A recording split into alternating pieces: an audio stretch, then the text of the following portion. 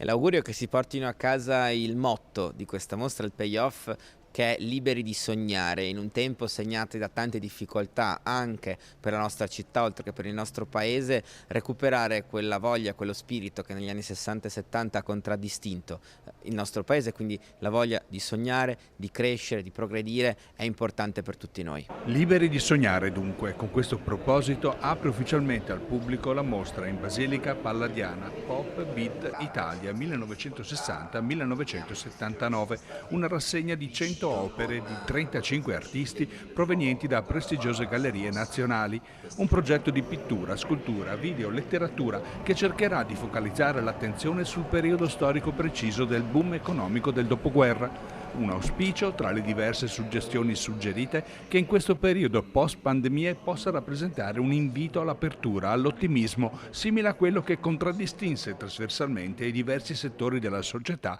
tra gli anni 60 e 70. La stessa rassegna è un inedito tra le proposte culturali a Vicenza. Sicuramente proprio questo è un elemento di novità, perché appunto andare a esplorare gli anni 60 e 70 del Novecento, che è un passato vicino che coinvolgerà anche tante generazioni di persone che verranno qui in visita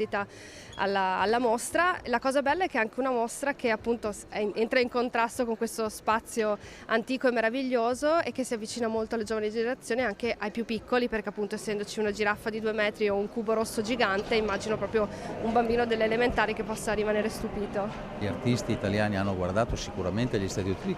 come stimolo culturale, ma in qualche modo senza una grande sudditanza. Infatti si vedrà all'interno di queste opere un grosso riferimento per esempio alla nostra avanguardia storica del futurismo, ma anche ai nostri capisaldi della moda, del design, del cinema,